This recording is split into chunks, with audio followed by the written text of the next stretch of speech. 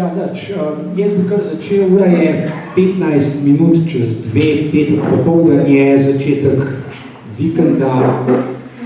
In najprej lepo dobrodošli vsi, ki ste zdajle v dvorani, zlasti pa moji oziroma naši današnji gostje. Če lahko začnem na svoji levi, gospa Belkisa Grbič, gospa Andreja Štular in gospod Aljoša Crkvenjaš. Najlepša hvala,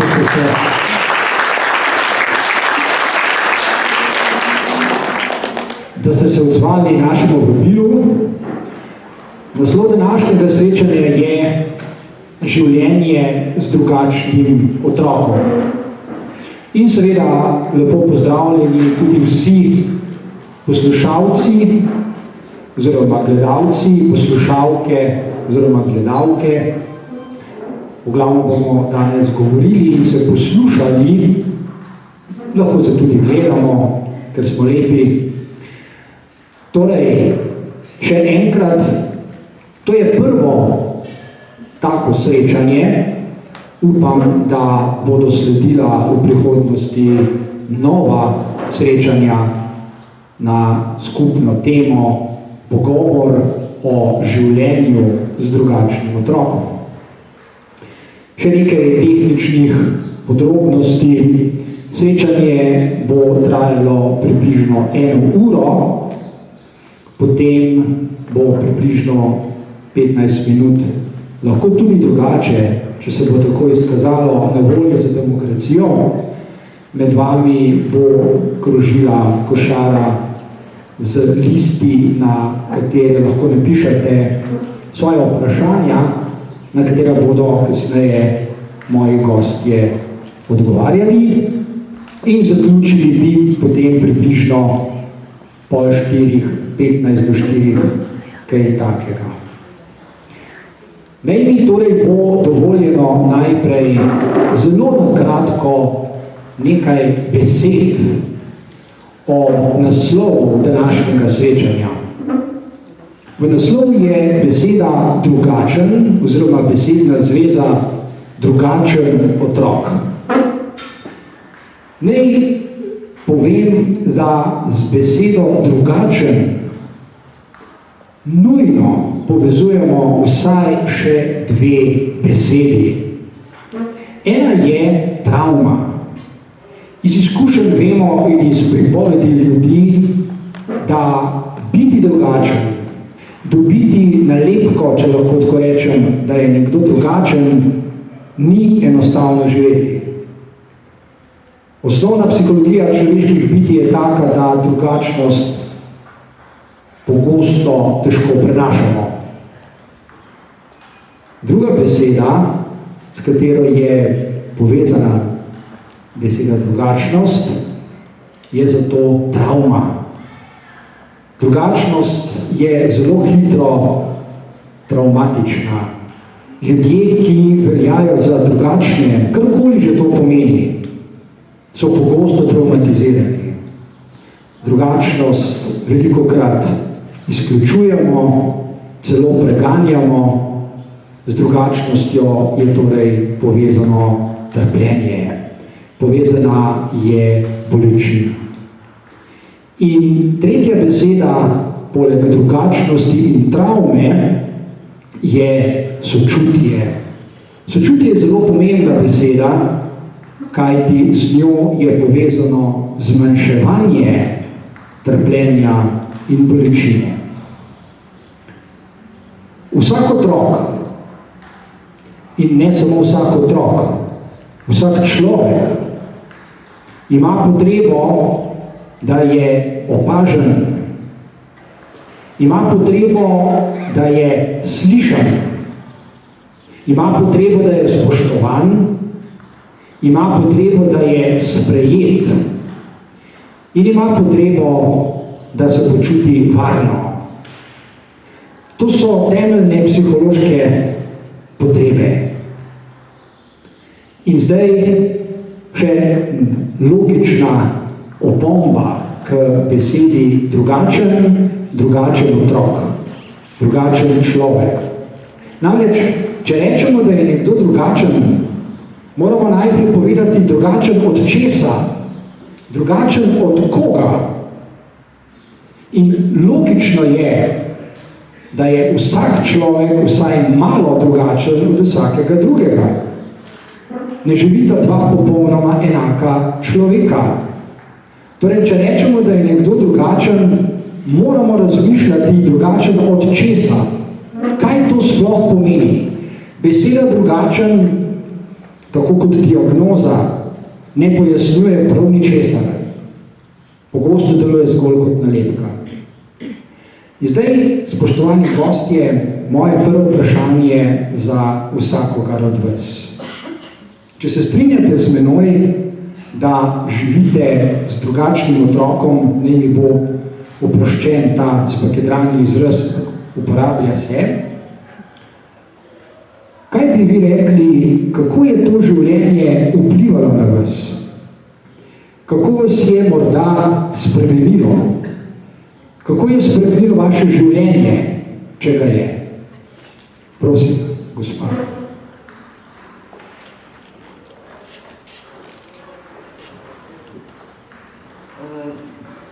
Najlepša hvala za povabilo. Če pač par mojih besed bo padlo na plodna tla, pa nekomu v kakršnikoli varianti pomagalo, bom zelo vesela. Kar se tiče odprte teme, prve odprte teme bi povedala, da je naša Ema 12 let bivala, živela, se šolala v svoji Mukani. Njena drugačnost je močno vplivala na celo družino in prosto ne morem mimo dejstva, kar ga pač moram povedati, da je Ema čisto pravi peterček. Rojena peta med 5 in živi so 4, pri Emi pa smo za to hudo diagnozo izvedli, ko smo prišli v Slovenijo. V Slovenijo smo pa prišli zaradi vojne v Bosni. In prva stvar, ki je zaznamovala naša življenja, je ta nesrečna vojna. Druga stvar, kar nas je doletela, da smo tukaj, v Kranju, nekako dojeli in začeli pravzaprav dojemati, da se nam je v glavo začela zasedati ta diagnoza, pa sem rekla, a je mogoče, a še to. Nakar je to dejstvo, prvo dejstvo, vojna, tako premešala karte v našem življenju, da vam ne znam povedati. Prosto čist drugi vrstni red je bil od materialnih do moralnih, do kakršnikoli drugih vrednot, kar jih pač vsi imamo. In potem, kako zaživeti v novem okolju, kako zaživeti z bolnim otrokom, pa še 3 ista taka, isto toliko stara zraven. Jaz ne vem, kako je nama uspelo razporediti in čas in ves angažman, kar ga pač imaš okrog 4, ne? Pa ne vem, so bile situacije, kar nas je zmanjkalo, ampak potem pa življenje, pa nekdo, ne vem, kdo še poskrbi, da stvari grejo naprej. In potem, mogoče to moje govorjenje, kar zadeva osebno družinsko situacijo, ne vem, a je zanimivo ali pa ni zanimivo, prosto ne morem mimo njega, ker je del družinske zgodbe. In od začetka, ko smo pač sprejeli, da je temu tako, Prva stvar, kar smo se mogla mi dva naučiti, kako prijeti takega otroka, kako ga pravilno prevzeti, kaj vse početi, kje imam cajt, kje imam denar, kje nič nimam, ampak zbiraš, vse to zbiraš.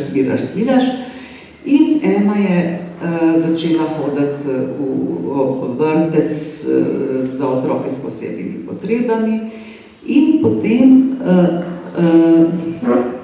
sem ves čas skrbila, kako je krasno, da odrašča v društvu treh zdravih otrok, 2 sestri pa brat. Na kar sem zaradi tega dejstva, ki so že odrasli, večkrat zajokala, dobesedno zajokala. Puberteta, grejo, letajo, hočejo ven, gor, dol. Vzamejo občasno tudi Ema, ampak Ema pa večkrat ostane. Z nami sedi v dnevni sobi in jaz imam tukaj tako kepo. Pa se trudiš, močno se trudiva, da prešaltava temo, da najdeva neko drugo bolj veselo zadevico, da potolažimo in ko je to šlo. In zdaj, ker bom povedala in s tem bom zaključila, kako smo prišli do Kamnika. To je bilo že nekako pred vpisom v osnovno šolo, kaj narediti.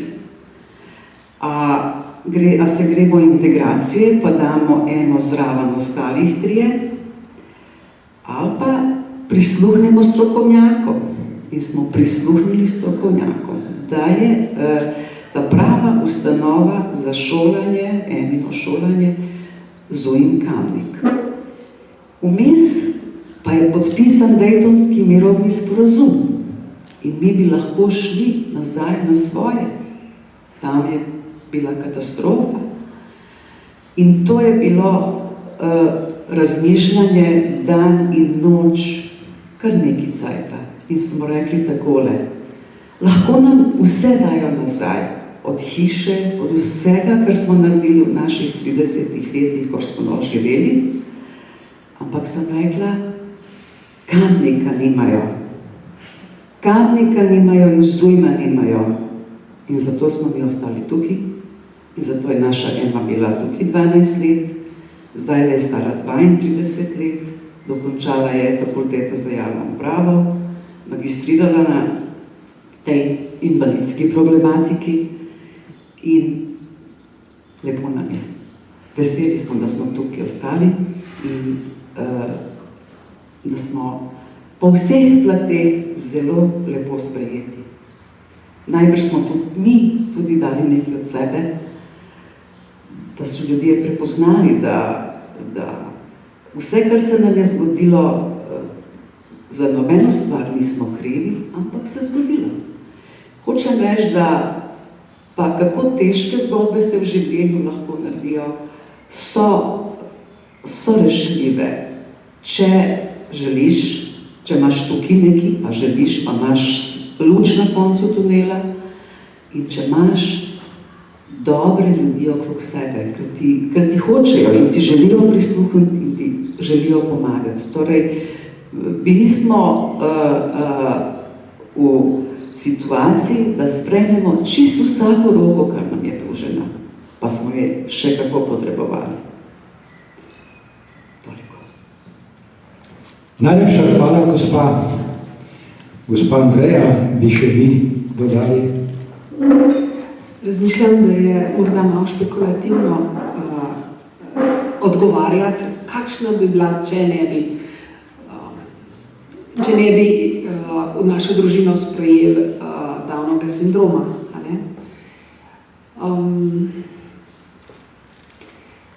Prva misel, ki mi pride na pamet, je tako, da pravzaprav od vsega začetka smo se zelo trudili, da ne bi bili nič drugačni. Da ne bi gradili nič drugačnih odnosov do Martina, do prijateljev, do sorodnikov, kot smo jih gradili z drugima 2 otrokoma. Tako tako, težko rečem, kaj dosti drugega kot to, da morda me je izkušnja z Martinom naredila bolj občutljivo za preizkušnje drugih ljudi. Jaz delam kot zdravnica, in ta občutljivost mi zelo prav pride, pa ni včasih samoumevna.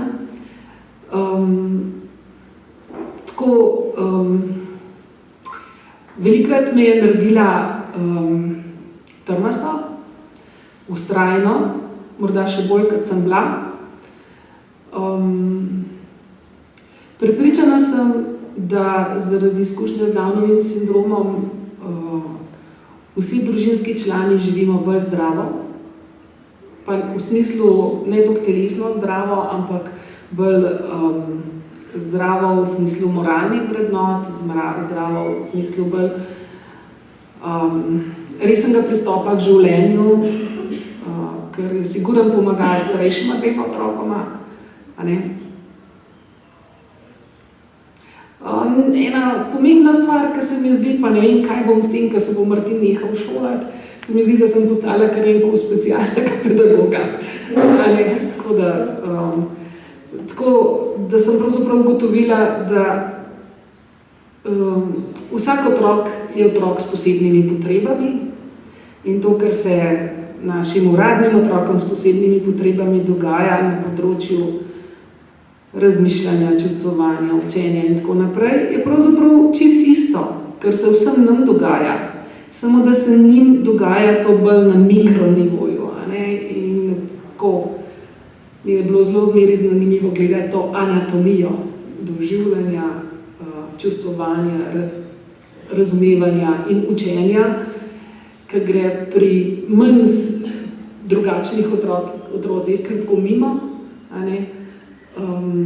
Pri takem otroku jo pa bolj vidiš mikroskopsko. Hvala lepa. Gospod Aljoša.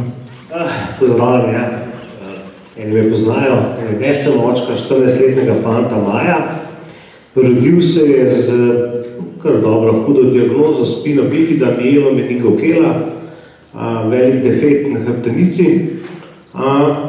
Naš Maj je plod 11-letnega truda, da ga dobiva. Malo sva že skoraj oddehnila z mamico, pa je bil še en zmrznen par, pa smo rekli, ne gre, Najbrž bi se trkal, cel bi se sprašoval, je to ta, v glavnem, skratka, prijel se je. Fant se je rodil, šlo je carski rez, takrat, ko je ven prišel, je operacijska dvorana malo obnemela, ena velika luknja na hrbtu, ko sem samo vprašal, kaj je to, ni dobro, To je bil začetek in smo nadaljevali pot v Ljubljano. Maj je danes v 14 letih dal čez 31 operativnih posegov, pa najbrž ga še čaka kaj. Ampak bistvo zgodbe je, da zahvaljujoč moje vzgoji mojih staršev, mojega predhodnega življenja, smo pri nas doma nekako vedno gledali, da problemi v življenju niso problemi, ampak naše reakcije, ki naletimo na te tako imenovane probleme. In to ta prvi preizkus je bil, ko sem se peljal za rešilcem v Ljubljano.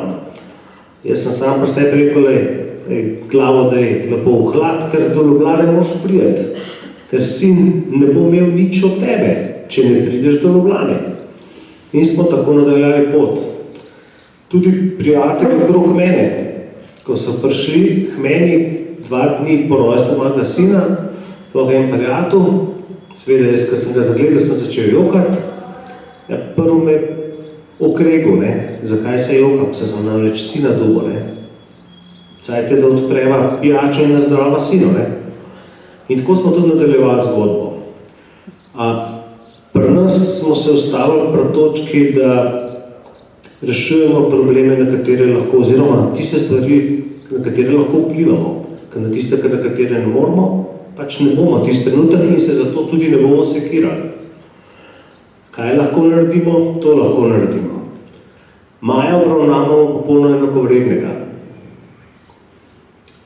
Marsikdo mi je očital, da sem nekoliko mogoče pregrob, zaposlen sem v Slovenski vojski, da sem mogoče malo preveč vojaški, ampak, ne vem, primer po enem tednu učenja plavanja je maj 5 let nazaj splavil.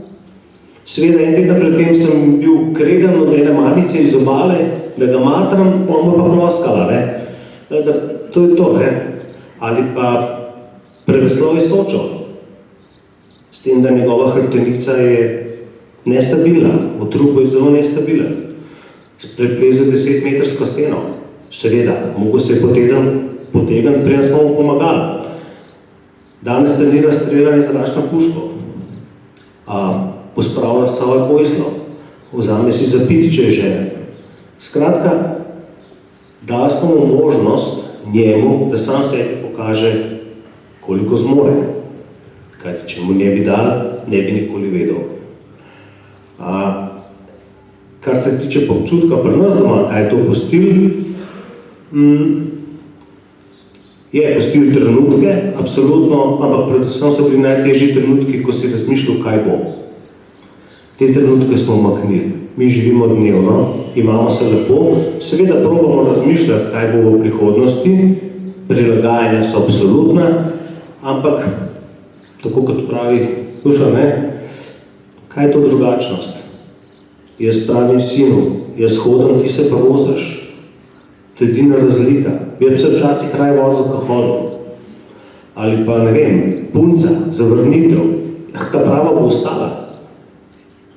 Tista, ki bo ta prava, bo ostala. Tista, ki pa ni, te bo zavrnila. Tako je. Tako jemljamo. Zdaj, je to prav, ne bo prihodnost pokazala. Ampak ne kompliciramo, dajmo spodbudo, živimo dnevno, kajti živimo danes. Jutri ne vemo, kaj bo. Tako da moram reči, da pišemo v 14 letih poleg takih zanimivih trenutkov tudi res veliko čudovitih trenutkov. Zgolj zaradi pristopa. Najlepša hvala. Hvala vsem trem še enkrat.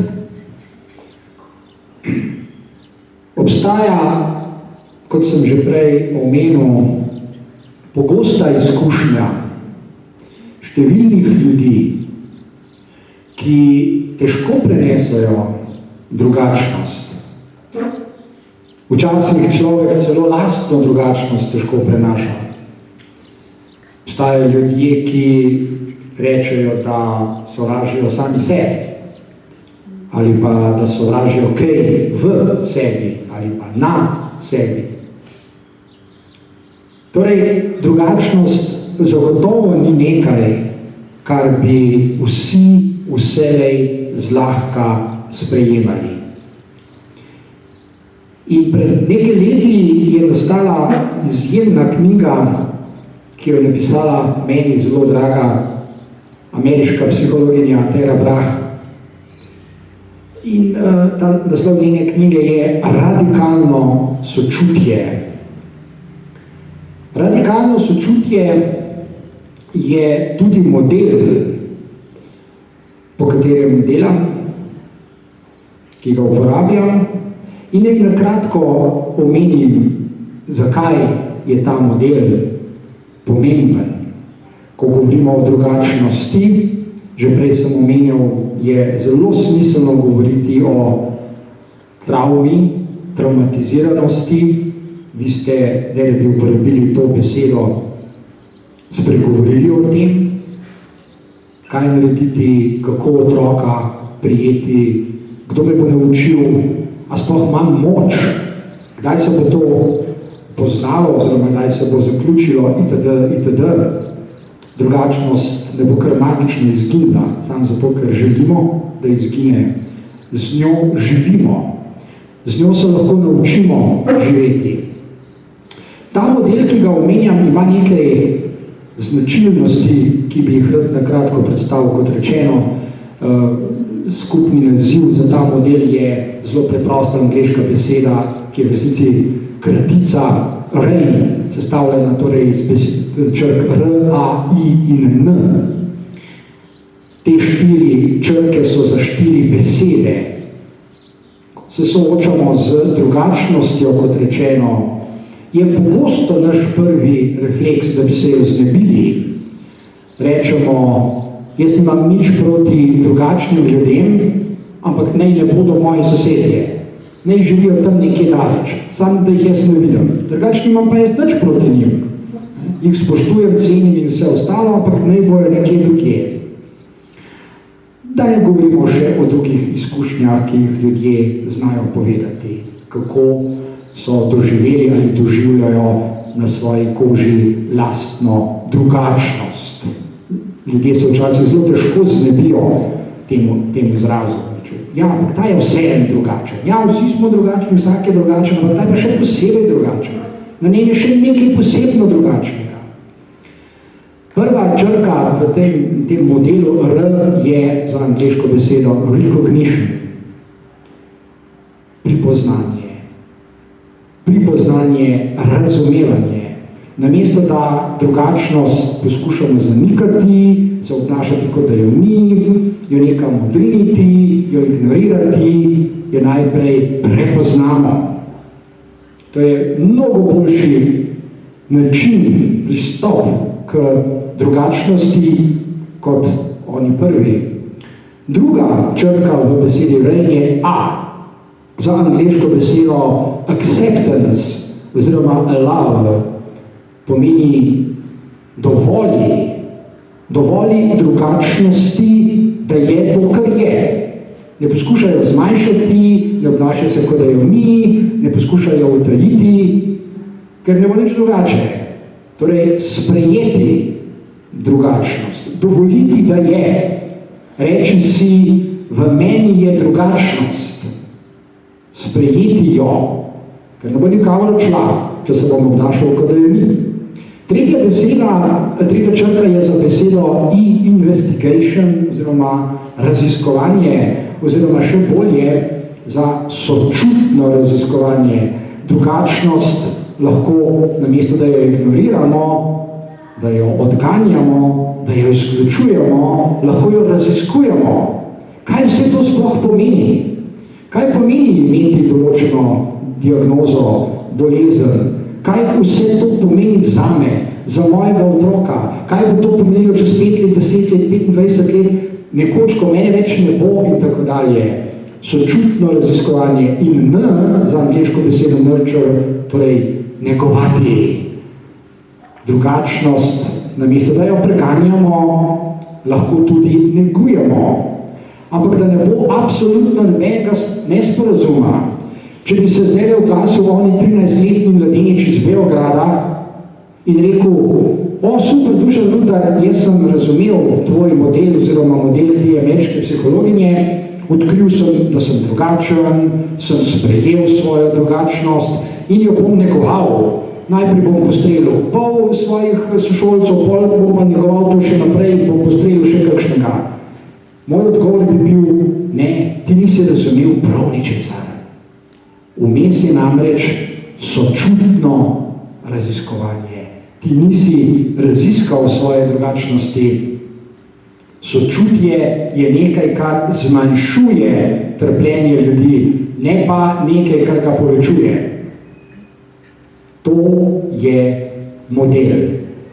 Moje vprašanje za vas pa je, če se strinjate in potrdili ste, da je bila velika sprememba v vašem življenju rojstvo otrok. Kako ste raziskovali to drugačnost in kako ste jo doživljali vi, zlasti v okolju, v katerem živite? Kako se je okolje odzivalo na drugačnost vašega otroka?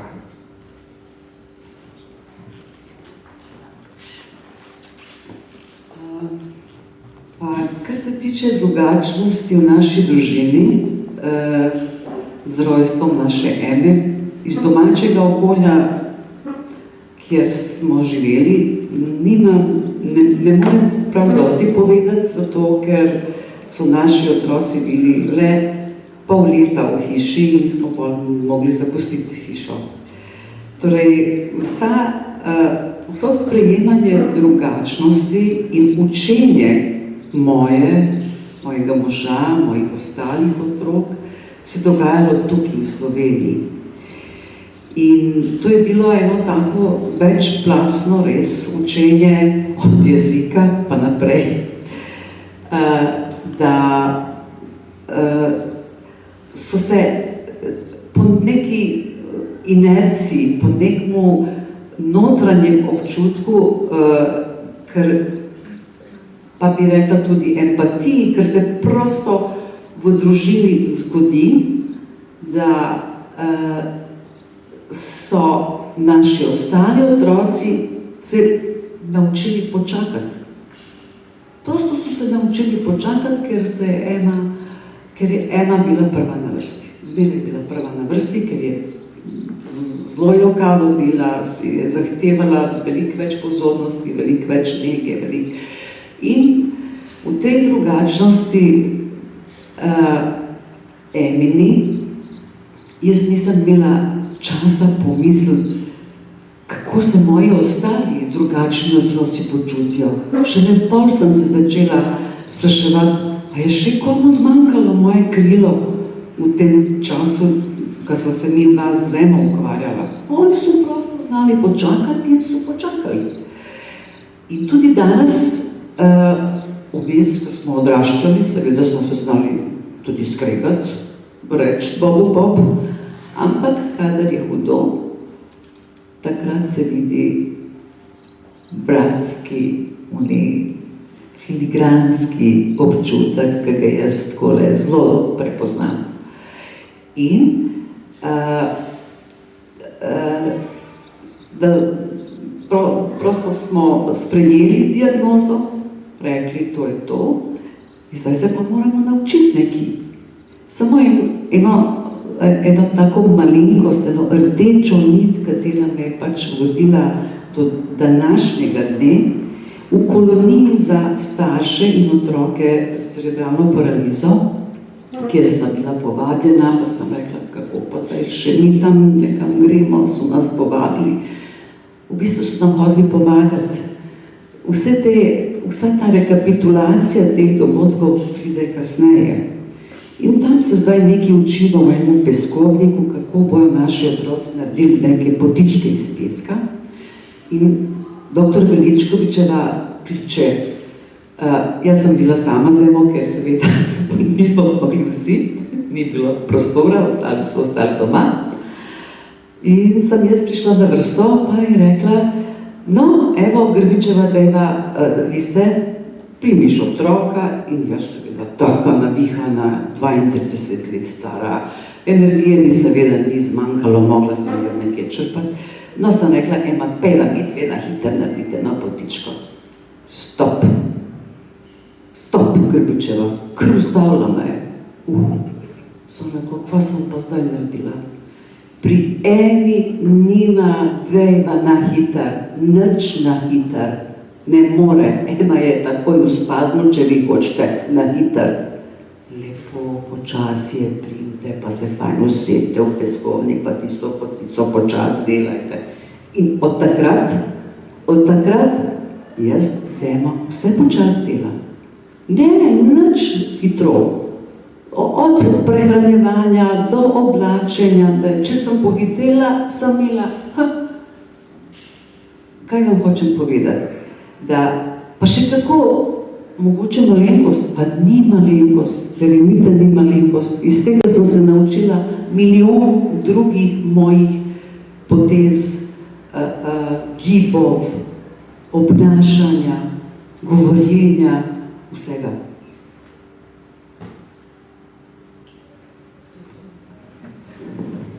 Hvala lepa. Vprašanje je bilo, kako se je okolje, kako so se ljudje odzivali na... Toliko sem presluhala, da sem kar odpadla. V vašem zgodbo. Hvala. Ja, mi imamo eno posebno tako, malo posebno zgodbo z našim Downovim sindromom. Se pravi, diagnozo sem postavila kar sama, takoj, ko sem pogledala Martina očke, ko se je rodil. In potem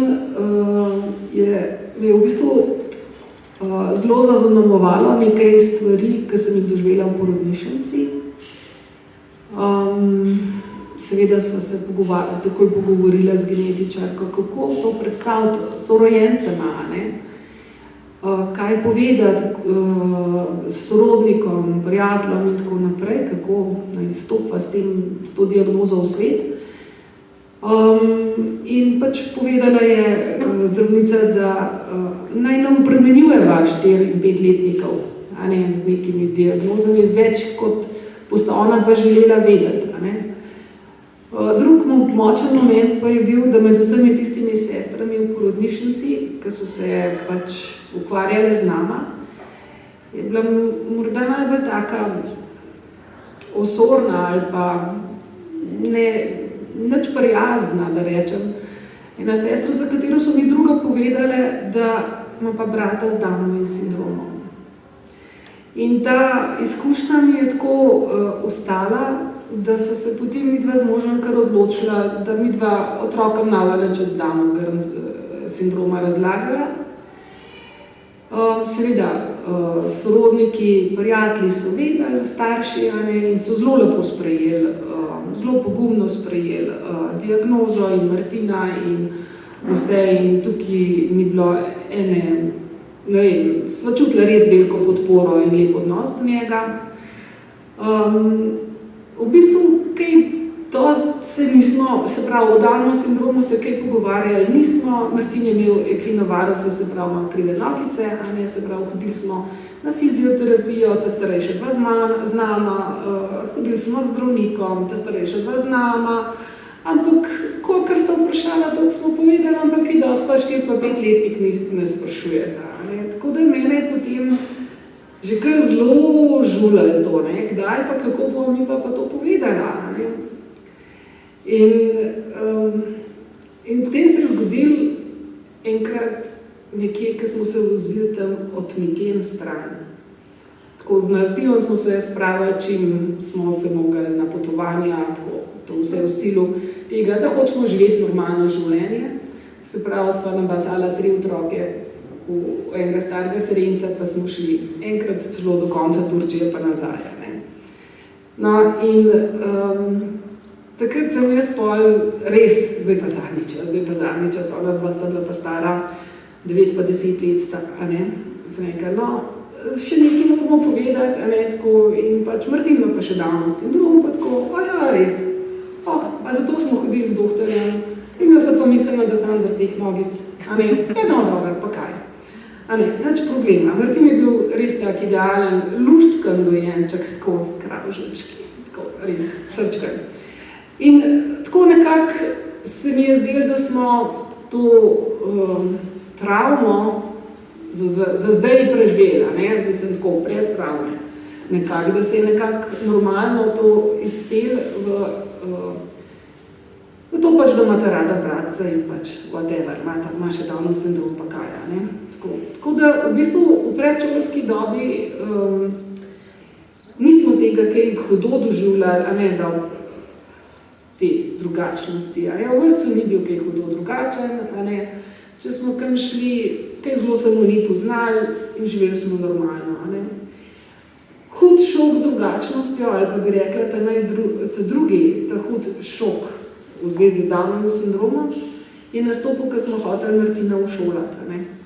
Takrat ti vsi strokovnjaki, s katerimi se srečaš, samo naštevajo, kaj vse ne zmore, česar ne zna, kako in tako naprej. In to je, česar ne bo, česar ne more in tako, in to je silno boleče.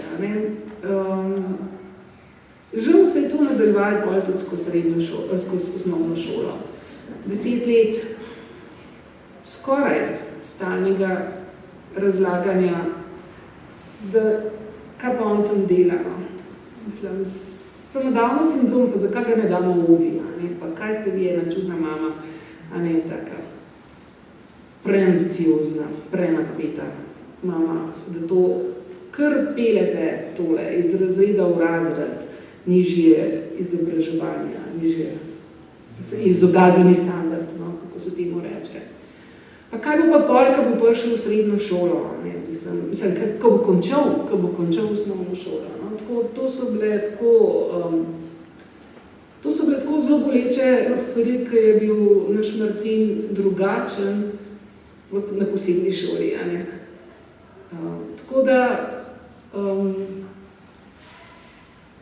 ja, drugačnost. Ne vem, ko se vrtiš v enem svojem domačem okolju, je kar zgine, a ne? V enem takem sprejemajočem okolju. Čas se pojavlja, ne, ko se zaveš, da je recimo en vrstnik, en bratranček, to prestar, a ne. Pa je on tak, Martin pa tak, a ne. Ampak drugač, ja, ne plavamo po tej drugačnosti, ja, ne.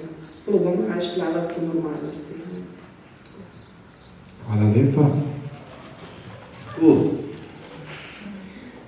Ja, začeli se v bolnici, po operaciji ta prvi, ko so se medicinske sestre začeli grebsti, kjer ga bo čuvala. Kaj ti, on je fighter, z njim nimamo težav. Leži na trebuhu, je na velika cunja na hrbtu, vse skupaj. Ampak dejstvo je to, da seveda smo se tudi mi sprašvali po vrtec, pa se skupaj pa sprejemanje, ne. Sva pa midva z mamico vedno bila, še posebej jaz, zelo glasna. Meni ni težko vprašati, meni ni težko reči, jaz rad povem, kaj je, ker sem s tem razbil strah pred vprašanjem, kaj pa je z vašim fantom. In to se mi je pokazalo zelo pozitivno. V vrtcu so ga otroci sprejeli. Imeli smo spremljevalko, on je bil na tleh, vsi so bili z njim na tleh in so se igrali.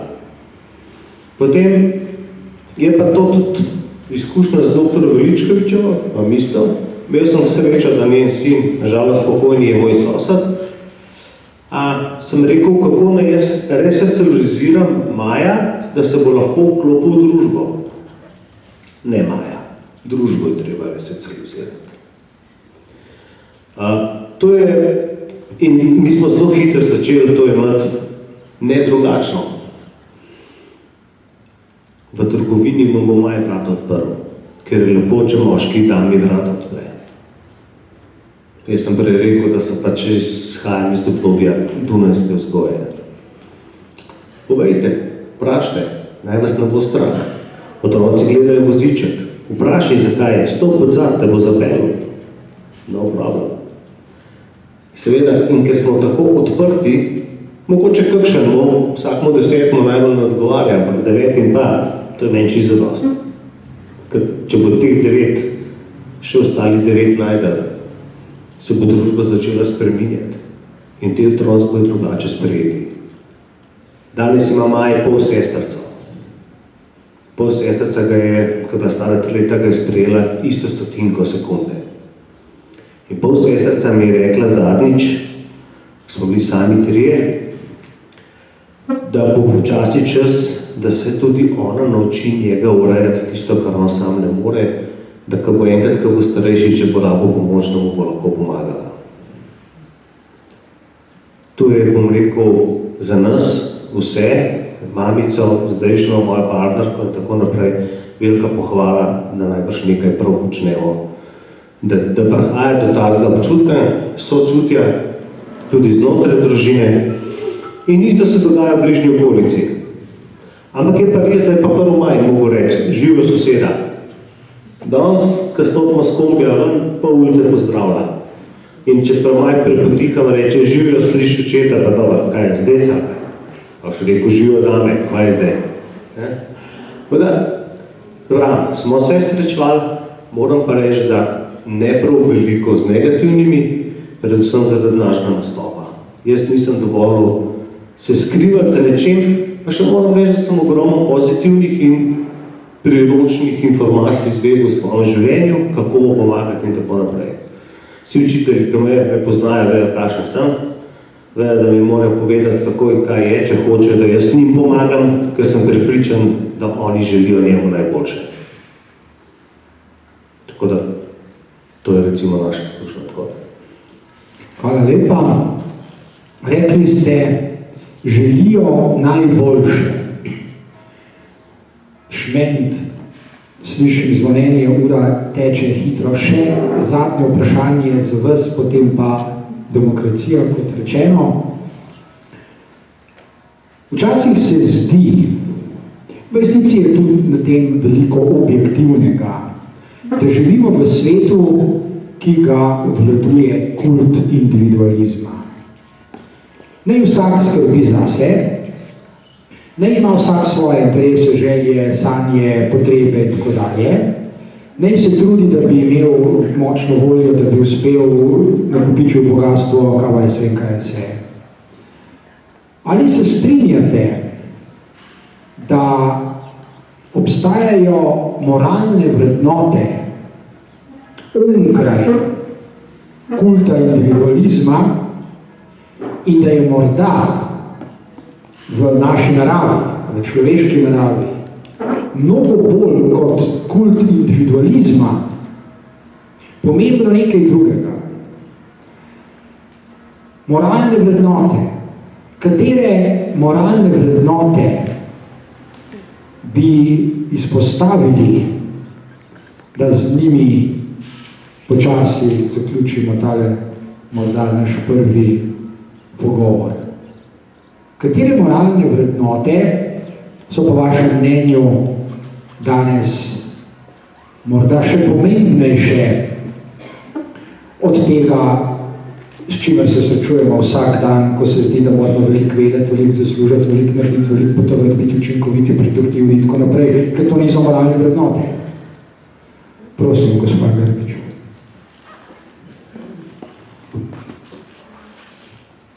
Ko govorimo o moralnih vrednotah, tukaj bi jaz spet izpostavila slovensko okolje, v kateri smo prišli z našimi otročki in kjer sem dobesedno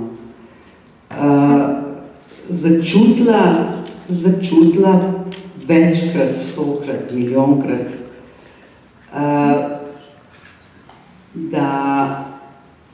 da so te ljudje sprejeli iz vendarle malce nenavadne zgodbe, saj se peterčki najbrž ne rojevajo kar takole, pa četverčki pa kor pa dol, pa še ta nesrečna vojna. In tukaj je priplavalo na površje ogromno prekrasnih zgodb, kateri jaz jih imam, zapisujem. Če bom še tako srečno upokojena neki cajt, mogoče bom res kaj napisala, mogoče bo komu kaj prav prišlo, ker nama je še kako prav prišlo. In sem neskončno hvaležna, da takrat, ko si tako šibak, ko prosto ne veš, kako ti je ime, kaj šele naprej, da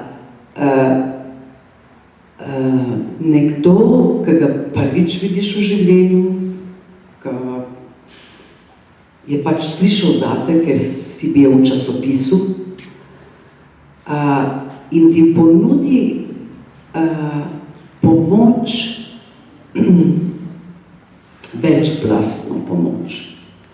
On v hipu prepozna neke tvoje vrednote, pa se prvič pogovarjamo.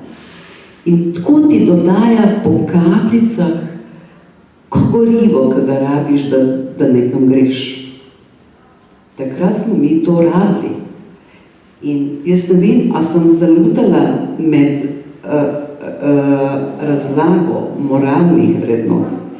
Hočem reči, da v današnji družbi, ki se nam dogajajo Beogradi in take zgodbe, jaz se vračam 30 let nazaj in malo posortiram te moralne vrednote in lahko suvereno rečem, da jih je še tako. Ampak najbrž rabimo strokovnjake ali pa ljudje dobre volje, neke močne energije, da potegne to v ljudeh, kar je dobro, kar vsi imamo nekaj dobro. Družba nas dela slabe ali pa dobre. Tudi naše otroke, ravno tako.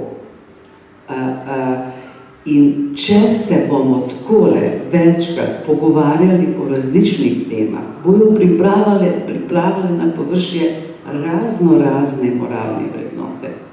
Lahko se pogovarjamo o pristopih različnim življenjskim dogodkom, kar te zaznamujejo. Vsakega od nas in ne vem, vi, ki nas poslušate, imate podobne ali pa ne izkušnje, ampak če ste pod to streho, sigurno imate izkušnje indirektno, če to ni vaš otrok, vi ste za to, vaše poslanstvo je tukaj definirano in vi prosto dajete naprej neko energijo in nam staršem in našim otrokom, kar so tukaj. Torej,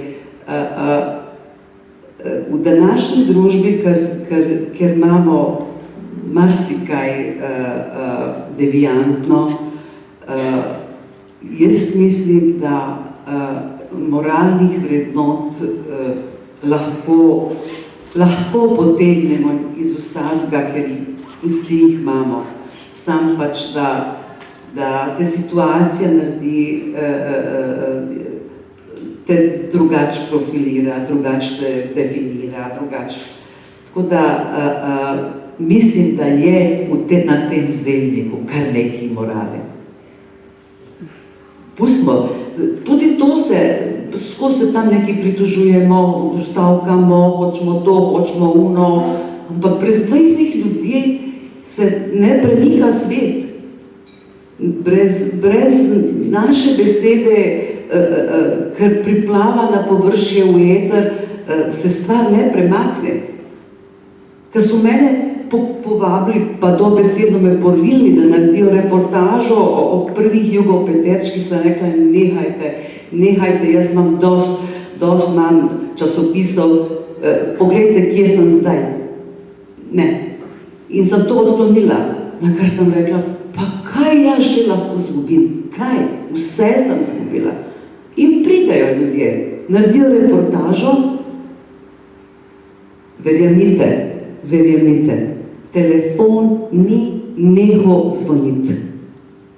Iz vesoljne Slovenije so klicali in so hoteli dati roko Grbičevim četvorčkom. Prisežem. In zato sem neskončno hvaležna.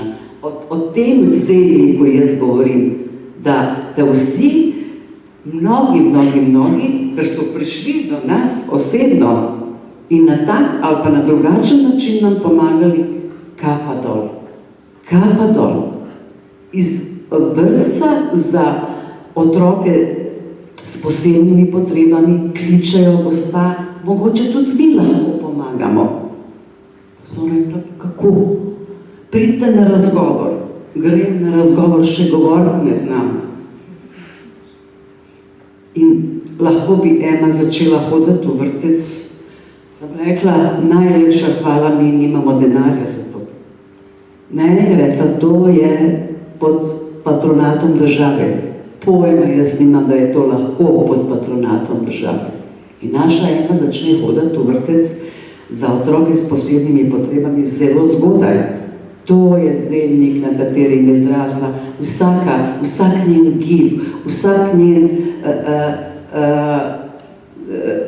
definiralo njo kot otroka, nas kot starše in še njene sestre pa brata. In torej, neskončna hvala, da je nekdo takrat prepoznal mojo bolečino in moj problem in hotel pomagati. Sama si definitivno nisem znala pomagati. Torej, lahko to zdajle, kar je vse mimo, vračaš nazaj in marsikomu poveš neko tako mogoče za njega zelo koristno, pomembno besedo in mu dvigneš moralo, ker je ni, ker je dol na tleh. Zato, ker te pač življenje lomi tako in onako in mi moramo plavati, se boriti. Zato smo tukaj skupaj, da to delimo, da enim drugim dajemo spodbudo. Ali pa pred Božičem se dela oddaja Polnočni klub, da pred Božičem ljudem poveš nekaj spodbudnega, mene povabijo, pa sem rekla, kaj bom jaz tam nekaj govorila ljudem. In sem rekla, pa najbrž je ta naša zgodba spodbudna. Nismo potonili. In sem tam v kamero govorila, kar so me vprašali in tako, kako je vama zdaj ne govorim. Brez zadržkov, brez sramu, brez neke stiske. Življenje je zelo enostavno, sam si ga sami zakompliciramo. Hvala lepa. Najprej vam moram čestitati, da se upate uporabljati tako obsoletne besede, kot so moralne vrednote. Moralne vrednote so tako nepotrebna stvar v današnji družbi.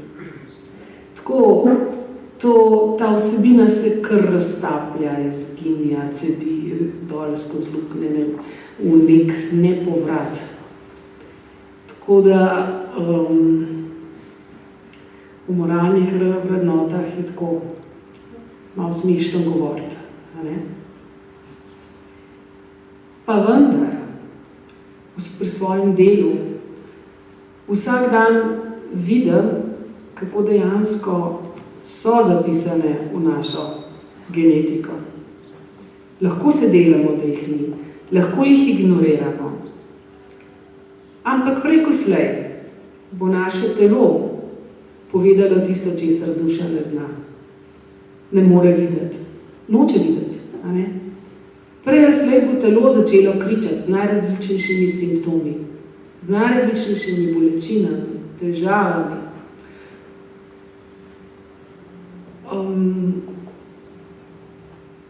In trdno sem prepričana, da naši drugačni otroci pravzaprav pomenijo sidro v vrednotah, v moralnih vrednotah. Na njih se lomijo kopja. Na njih se pokaže, a moralne vrednote imamo ali jih nimamo. In oni vedno znova te moralne vrednote, te boje, te dileme vlečajo na plan. Če smo vsi pametni, lepi, zdravi, brihtni, kaj pa rabimo vrednote, kaj pa rabimo moralno, se vse laufa, pa delamo, pa kar kdo hoče, pa se gremo individualizem,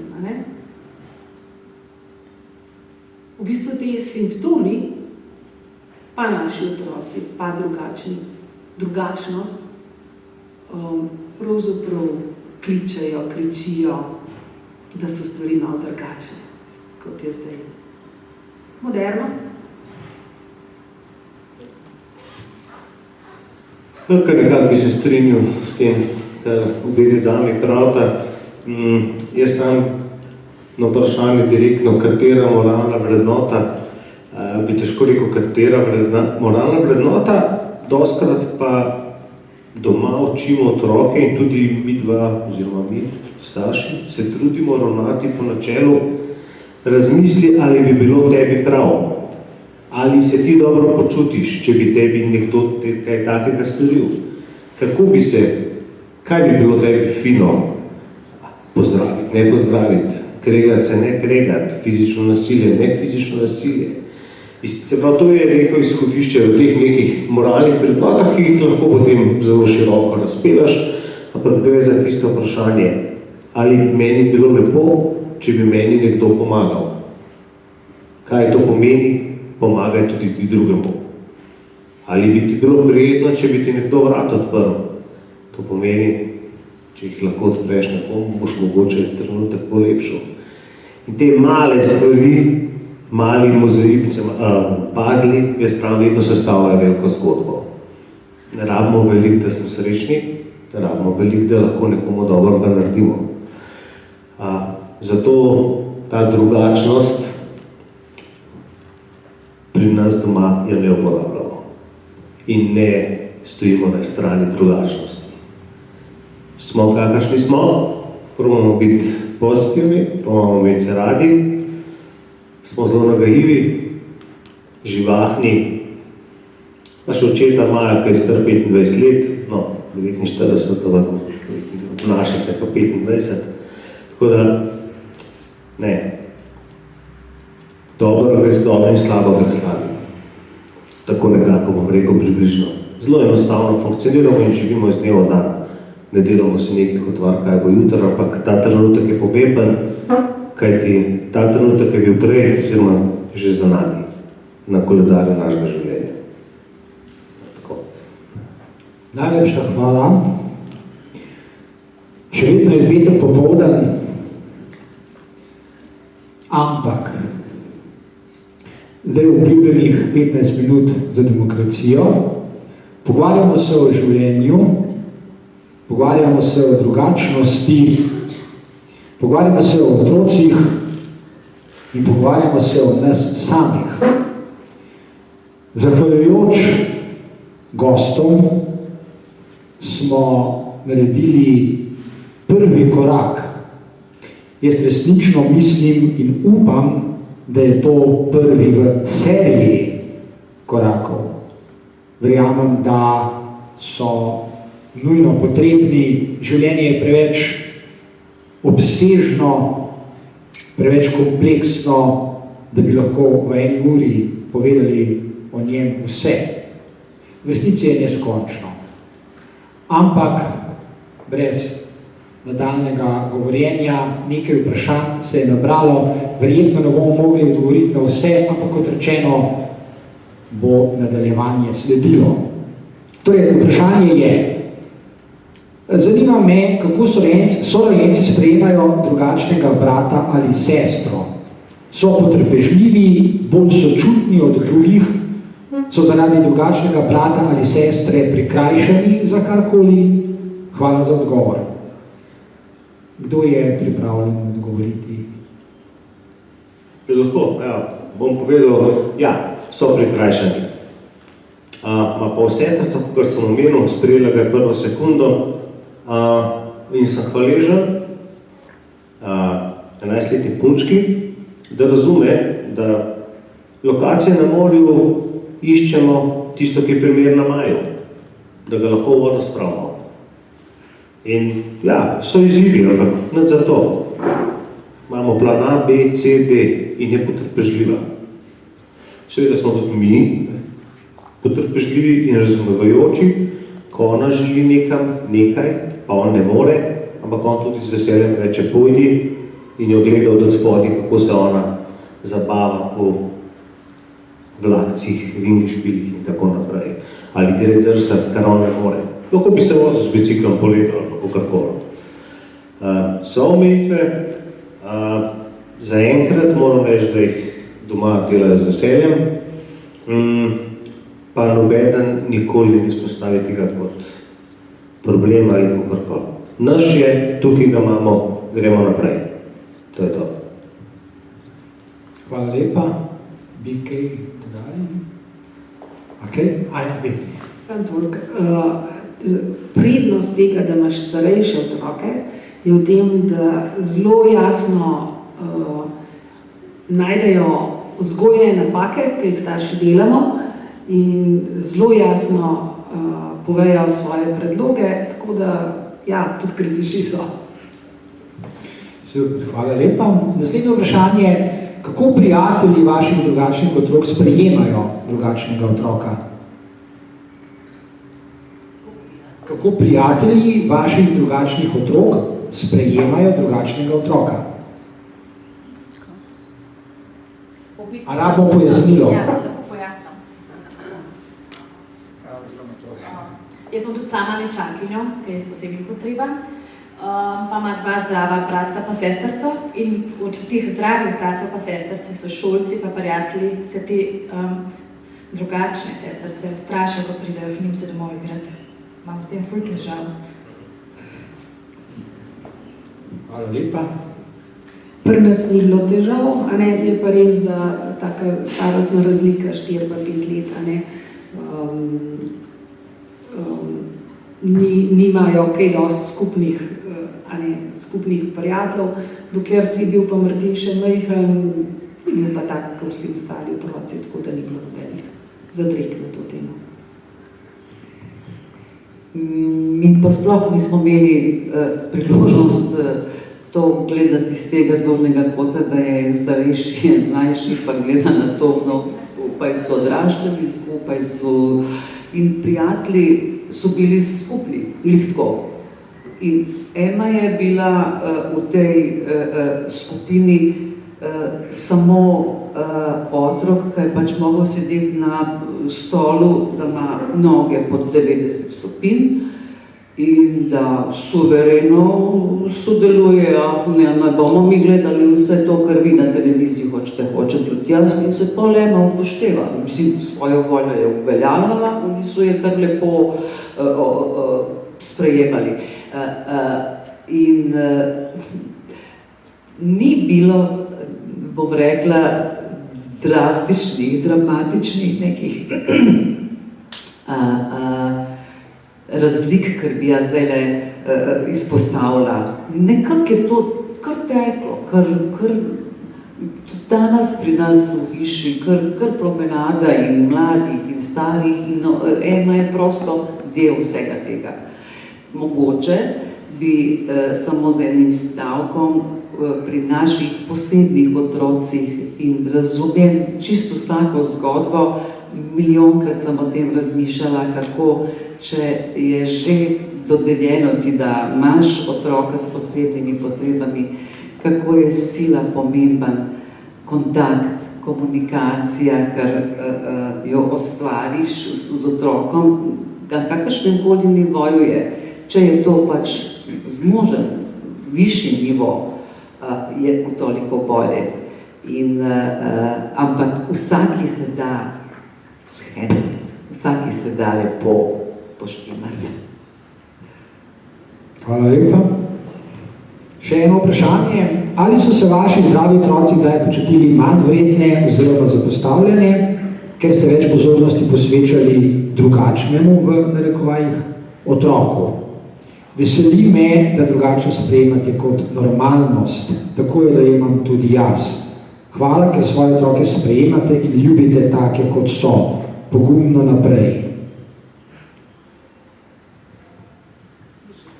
Vprašanje je, ali ste se vaši zdravi otroci kdaj počutili manj vredno oziroma zapostavljene, ker ste več pozornosti posvečali drugačnemu pod narekovaju otroku? Jaz sem mogoče delno na to vprašanje že odgovorila. Niso. Čeprav sem jaz kot mati razmišljala, kaj sem lahko še. Zmeraj se sprašuješ, kaj lahko še. Mogoče je še nekaj, kar sem lahko za te zdrave, ampak otrok s posebnimi potrebami v družini, jaz kot mislim, pa lahko tudi trdim, je steber, okrog katerega se zavrti kompletno družinsko življenje, če se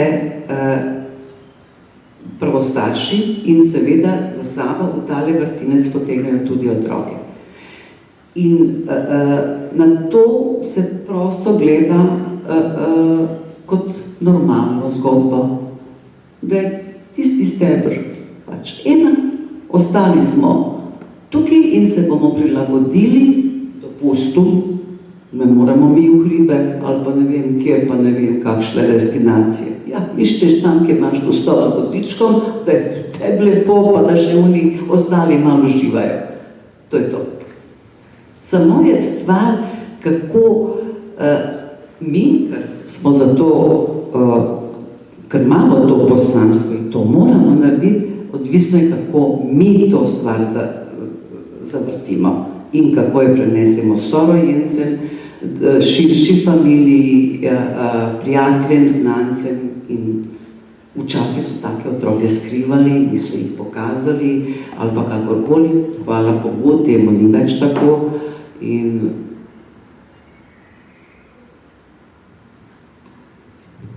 Mislim, da tega očitka nisem slišala, a ne, da bi koga zanemarjali na račun drugega. Zelo smo se trudili, da bi res z vsakim bili po njegovih potrebah, a ne, tako da poleg tega, da sem Down sindrom mama, sem tudi fuzbalska mamica, pa pasja mamica, bila, hvala Bogu, a ne, tako da ne. Ne, nikakor ne.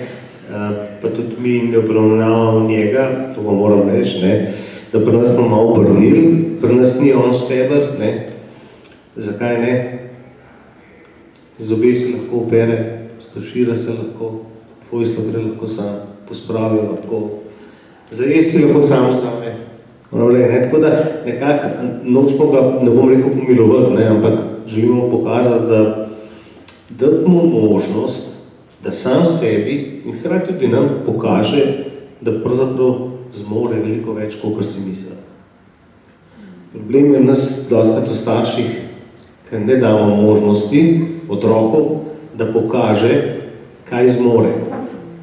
In te otroci so reči, da hodimo na en paralimpijski tabor, to je vsak avgust, konec zadnji vikend, kjer imajo otroci tudi med drugimi neko manjše in starši tekmovanje.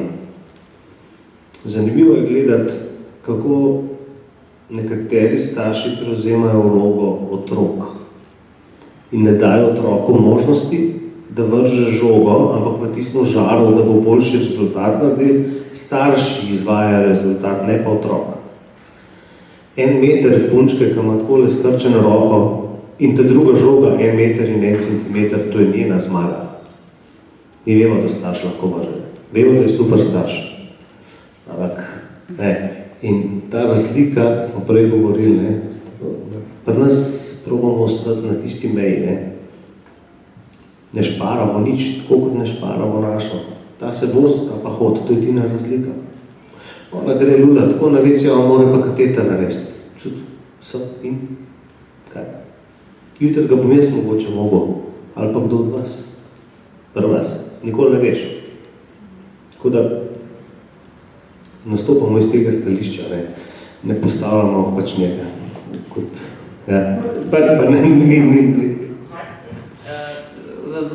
Mogoče sem jaz to, kar sem rekla, steber za razumeti je takole. Mislila sem, da tisti steber je v smislu organizacije življenja. Razumete, da šli bomo tam, kjer imamo pogoje. Podpirali bomo eno v tistem, kar ona lahko počne. Vsi športajo, vsi neki plešajo, ona to ne more, ampak ona balina že 10 let, imamo kar neki medalj. In letamo na treninge, zdaj pelje brat, drugič sestrica, tretjič asistentka, četrtič jaz, pobiramo te žoge, žogamo, mečemo po stanovanju. Skratka, v tem smislu, si narediš prostor, kjer ona lahko profunkcionira do maksimuma. To, da ne moreš hitro do stranišča, pa to je problem, včasih se boš pa tudi polulala, pa kaj. Jaz ne delamo iz tega problem. To je gibalna ovira, pa smo malo počasnejši. Ali pa recimo delamo piškote, pa so tvoje tam nikakve, une so pa lepše, tudi tvoje so dobre, okusne bojo in tako naprej. Tako da. Še 2 vprašanji pred zadnjim vprašanjem bi rad rekel tole. Mislim, da je ideja, okoli katere smo se zvrstili, če lahko tako rečem, in sem izjemno zadovoljen, da smo se tale, mogoče je to pomembno sporočilo tega našega današnjega pogovarjanja, vi ste se temu na koncu najbolj približali. Morda vsak človek na neki točki v svojem življenju postane hendikepiran. Mogoče bodo meni morali plinice menjati enkrat kasneje, ali pa kaj podobnega, vi ste omenil kateter, ali pa kaj tretjega. Hvala za te misli. Še pred zadnje vprašanje, kakšne izkušnje imate z učitelji, ki so poučevali vašega otroka? Negativne in pozitivne. Ker imam mikrofon, bom povedala, da ker smo s šolanjem zaključili, hvala Bogu, in Ema je zdaj stara 32 let, in izkušnje z učitelji v Kamniku, pa tudi na fakulteti, pa na magisteriju, moram reči, da so večinoma pozitivni. Ona je recimo na fakulteti zelo dobro znala prepoznati učitelja, ki se dela Važič, in ker je ona vsakič v prvi vrsti zaradi vozička in da je niti enkrat ne pogleda, so tudi taki profesori, to je pa malo zmoti.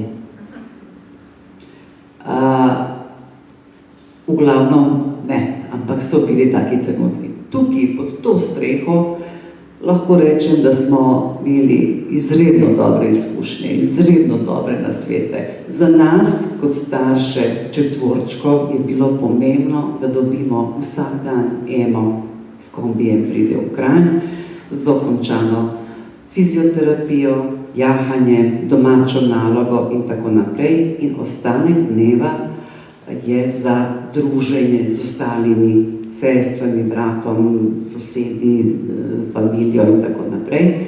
In ker smo mi pač mogli 10 let imeti eno ta pravo tablo v dnevni sobi, tisto, kar se je ona učila, pa nekaj ni dobro skužila ali pa ni zapomnila, so se vsi tam usedli, mi smo tam predavali in smo mi bili učitelji, nadaljevali. In smo pol te naše izkušnje prenašali, pa smo se naprej pogovarjali, tako da, kar se tiče, pravim, te ustanove, hvala Bogu, da obstaja, hvala Bogu, da to populacijo naših otrok obravnava večplastno in da staršem ogromno pomaga. Ne rečem, da se v vsakem segmentu lahko stvari popravljajo, dodelajo in to je treba tudi početi.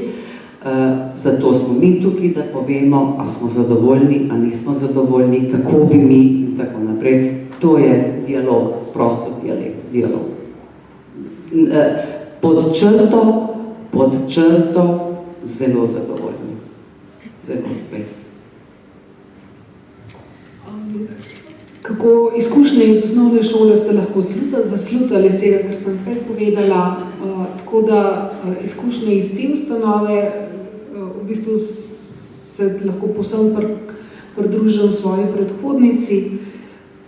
Ne moram povedati, kako silno smo hvaležni vsem profesorjem, vsem vzgojiteljem, vsem asistentom, vsem, ki so dnevno v stiku z našim Martinom, kako smo veseli, da je on lahko tukaj, da živi eno neodvisnost od nas.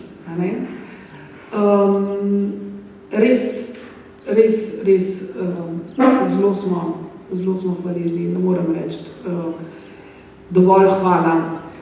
Tako, skozi mi prihajajo na misel naslov vaše knjige, Sočutna šola. Tako, se mi zdi tako zelo ustrezen izraz. Kar bom rekel več, kar sta rekla predhodnice, da to smo izrazili lansko leto tudi z pismom direktorju šole, kjer smo se zahvalili vsem vam. Komunikacija je odlična. Tako da to, da imajo tak, kakšen je in da napreduje kljub vsem nekim stvarem, ki ga še čakajo, samozavest in tako naprej, ne? Ampak delamo vsi, da temu pomagate vsi, jaz sem zelo hvaležen in da je danes takšen, kakšen je tudi vaša, se pozna tudi vaše delo in vaš odnos na njega. Tako da ja, top šola. Jaz bi dal še zdrave noter, če bi lahko, tako da zdrave govorimo, ki niso na kakšen način ubirani. Odlične izkušnje. Hvala lepa. Še zadnje vprašanje za gospod Grbič.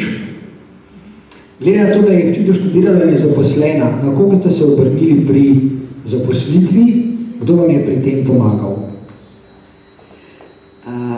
Ema je zaključila šolanje pred 3 leti in potem smo se vključili v program Konture, to je zavod, ki pomaga zaposlovanju oseb s posebnimi potrebami.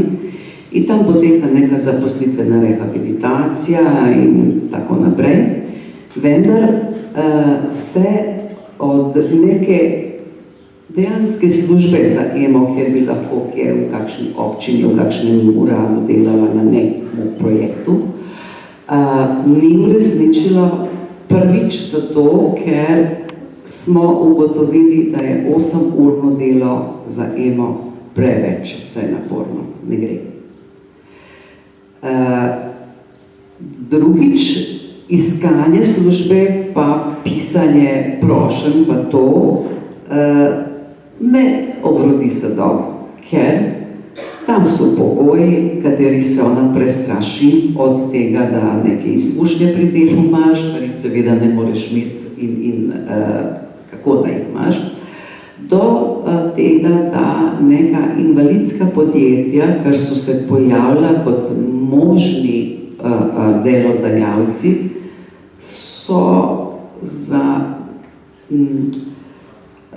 smo pa nekako zaključili, da so vendarle malo neresni, da predolgo traja adaptacija njihovih prostorov, da predolgo traja nekatere stvari, ker za invalidsko podjetje morajo biti v nulo že dodelane. Skratka, pri iskanju službe v nekih ustanovah pri delodajalci nama ni uspelo. K sreči smo pa ustvarili že kar lepa leta nazaj naše podjetje, v katero so vklopljeni naši otroci, predvsem pa hčere. In smo tudi EMO zaposlili. In ona je v procesu te zaposlitvene rehabilitacije 4-urno delo evidentirano tako, kakor po reglcih zakonodaja to. In zdajle smo pred tem, da zaključimo zaposlitveno rehabilitacijo in bomo videli, kaj je za EMO najboljša varianta. Ali pa zaposlitev, ali pa neka pauza, ker mogoče dajmo se dotakniti še te teme, kar je za nekatere mogoče zelo aktualna. Zakonodaja je malo čudno formulirana. Ema je pisala, kako bi se lahko tukaj začelo nekaj spreminjati, vendar to je zelo v vrhu. Državni zbor mora okrog tega debatirati, ker pač tam se zakoni spreminjajo in tako naprej. Gre za to, da invalidnim osebam dodelijo neko nadomestilo za invalidnost in hvala Bogu je zdaj se odprla tudi osebna asistenca, kar je nekaj boljšega, kar se je zgodilo za starše in za otroke, osebe. Ampak, če ti kot oseba s posebnimi potrebami imaš določeno neko vsoto tega transferja, te invalidnine, ali pa kakorkoli temu rečemo, in začneš delati nekje za 4 ure, dajmo reči za 4 ure ali pa manj, in zaslužiš par 100 evrov, da bo to tako ovrednotiti. Za toliko oni tebi lepo zmanjšajo tvojo invalidnino. Torej, ti ne moreš niti milimetra naprej od niti minimalnega prejemka. In dajmo se zdaj spraševati, kako taka oseba, kar hoče vsaj malo delati, torej ona ni več invalid, če začne malo delati. A me razumete?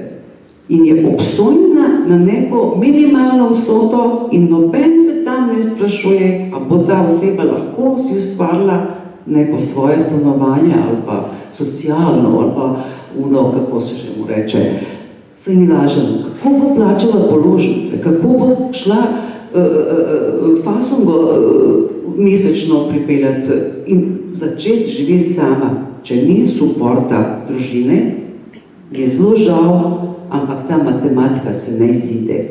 In tukaj je mogoče novo področje za vse naše mlade, ker bojo prilezli do teh let in želje po neki zaposlitvi in želje, da pa jaz se čutijo vredne, sposobne in pa na koncu konca je treba dan zapolniti z neko aktivnostjo. Ne moreš sam, ne vem, brati knjige, brskati po internetu ali pa, ne vem, početi kaj drugega. Tako da ta problematika je zelo rada probala na stežaj odpreti okno ali pa vrata, pa odgovornim mal položiti na dušo, kako to populacijo mečkan bolj humano obravnavati, kar se te zgodbe tiče. Res. In pravim, vse lepo in krasno, dokler smo starši živi, dokler smo aktivni, dokler lahko podpiramo našega otroka s posebnimi potrebami, ampak se že pogovarjamo in počasi vsi pridemo do te faze, da kako bo moj otrok živel, ko mene enkrat ne bo na tem svetu. A mu bom uspela zagotoviti minimalne pogoje, da lahko funkcionira od vseh malenkosti, saj vemo, kako življenje. Vsak ima to percepcijo, kako to gre. A ne? In si potem srečan, da si v tej kilometrini, kar si je nabral v vzgoji svojih otrok, saj do neke mere, lahko rečem, v našem primeru precej, dosegel in točno vem, da eno ne bo pustila na cedilu niti ena sestra, tudi brat, in sem vesela, da so naši otroci razpršeni tam po Kranju in da jih lahko vidimo vsak dan in da pridejo, da nam popestrijo dan. Torej, mogoče ne moremo vsi, jaz tudi te zgodbe razumeti, vendarle so povezani tudi po uni drugi plati, ker so četvorčki in so drugače povezani, ravno tako kot dvojčki ali pa tukaj je nekaj, narava je poskrbela za to, ampak na nama je, na staršem je, da to zgodbo malo, koliko se da bolje profilirajo. Glede zaposlitve invalidnih, oziroma ne maram te besede, oseb s posebnimi potrebami, mislim, da bi tukaj lahko bilo malo drugače. Hvala lepa. Spoštovani in spoštovane, čas je, da današnje srečanje zaključimo.